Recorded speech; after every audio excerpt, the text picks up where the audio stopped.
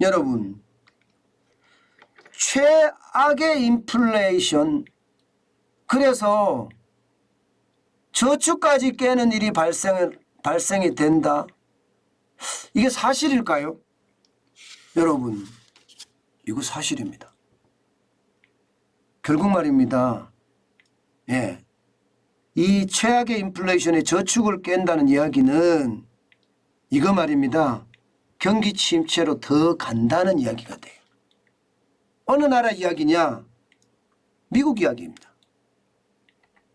보시는 것처럼 월간 개인 저축률 감소 차이입니다. 28.4%포인트가 줄어들었어요. 고점 대비해서 말입니다. 개인 저축률이 여러분 코로나 때는 쭉 올라갔잖아요. 예. 여러분에게 그런 이야기 들었죠. 현금 쟁여두자. 달러 사서 쟁여두자. 뭐 이런 이야기 제가 엄청 했습니다.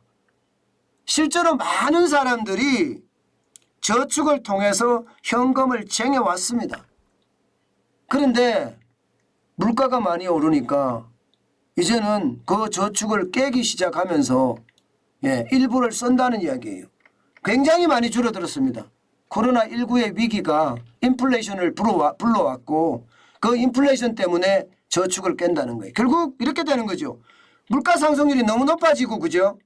임금 상승률을 거의 못 따라가니까 결국은 저축을 깰 수밖에 없는 그런 상황이라는 뜻입니다. 여러분 이 지표 한번 보세요.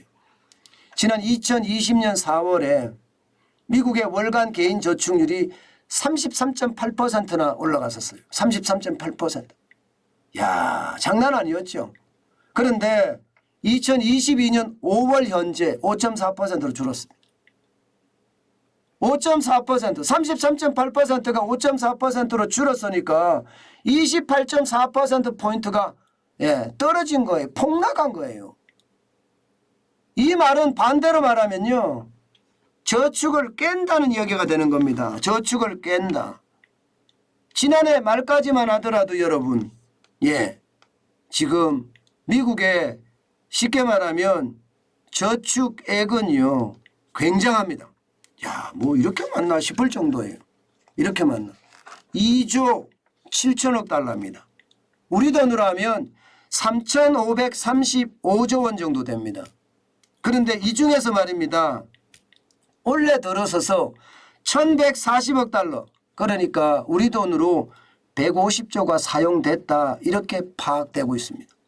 이게 월스트리트 저널에서 보도를 했고요. 근거는요. 무디스 애널리틱스에서 자료를 받아서 했습니다. 이 말은 결국 저축액을 털어 쓴다는 이야기잖아요. 저축액을 털어 쓴다. 야, 저축액을 털어 쓴다는 것은 결국 말입니다. 시장의 위험치가 커진다는 이야기가 되는 거고요. 심지어 말입니다. 5.4%라는 저축률은 이게 10년간의 평균치도 하회하는 수준이에요. 10년 평균치보다 밑이라는 뜻이에요. 10년 평균치보다 밑이라는 뜻은 저축을 그때보다 훨씬 덜 한다는 거잖아. 못한다는 이야기잖아. 이거 진짜 큰일 났구나.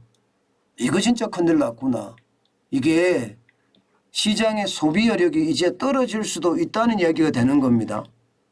여러분, 저축이 안 깨지고 내가 번 돈 가지고 소비를 한다면, 그래서 이게 소매 판매가 쭉쭉쭉쭉 늘어난다면 경기가 회복되는 조짐이지만 저축률이 떨어지고 저축을 깨는 비율이 굉장히 커지면서 말입니다.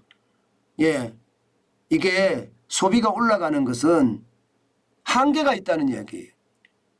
결국 저축액을 계속 깰 수는 없거든요. 어느 정도 시점 되면 다 깹니다. 그러면 그게 얼마나 걸릴까요? 그게 뭐 전문가들마다 다르긴 한데요.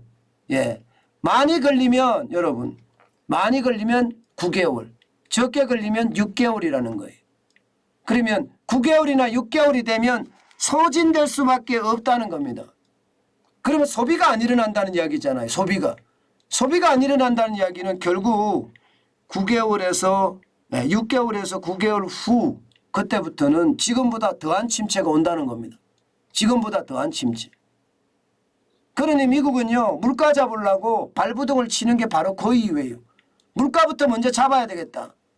물가를 잡아야지 여러분 소득 내에서 소비를 늘릴 수가 있거든요.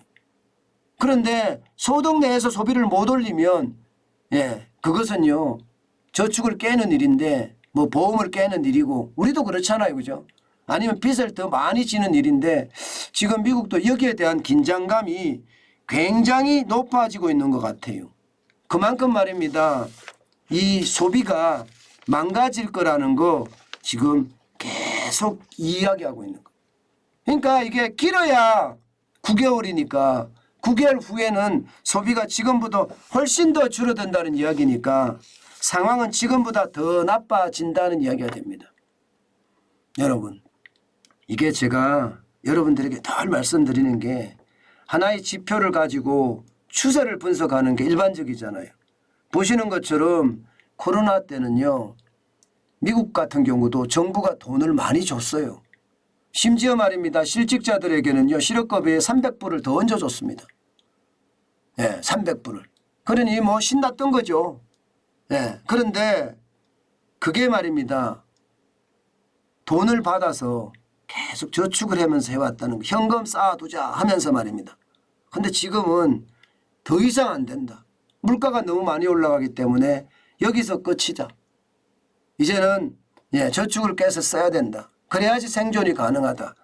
뭐 그렇게 된다고 이해하시는 게 좀 빠를 겁니다. 분명한 것은요. 지표 자체가 계속 나빠지는 것은요. 저는 어쩌면 말입니다. 우리 시장에도 머지않았다고 생각합니다. 우리 시장에도. 미국이 지금 전 세계에서 돈을 가장 많이 풀었을 거예요. 그런데 여기서 지금 저축을 깨서 소비를 한다는 이야기는요. 우리나라도 많이 풀었거든요. 우리나라도 그럴 날이 얼마 안 남았습니다. 저는 그래서 결국 소비의 어떤 침체는 소비에 대한 위축은 불가피한 일이다. 저는 이미 그렇게 인식하고 있습니다. 그게 언제 끝나고 깊이가 얼마나 깊어질런지 그에 대한 예측을 지금 여러분들하고 계속하고 있잖아요. 내년 상반기일 것 같기는 한데 내년 상반기일 것 같기는 한데 도대체 그 깊이가 어디까지일까? 금융위기만큼 어려워질까? 아니면 외환위기만큼 어려워질까? 그것도 아니면 오일쇼크만큼 어려워질까? 뭐 그렇게 지금 생각해 가는 중이죠. 어쨌든 우리가 실물 경제에서 확실하게 체감이 돼야 되고요. 그 체감을 바탕으로 위기에 대응하는 법 굉장히 중요해 보입니다.